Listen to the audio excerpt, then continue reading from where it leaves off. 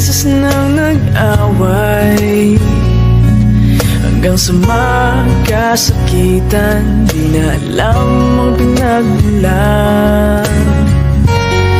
Pati maliliit na bagay na napag-uusapan, bigla na lang pinag-aawayan.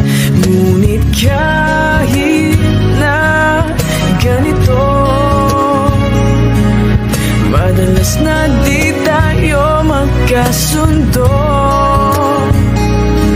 Ikaw lang ang gusto kong makapiling sa buong buhay ko.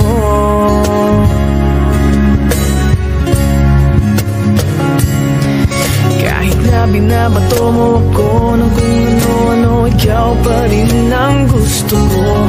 Kahit na sinasampal mo ako at sinisipat na susugatan mo, ikaw pa rin, walang iba.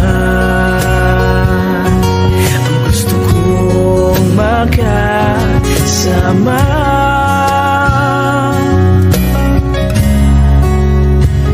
walang iba.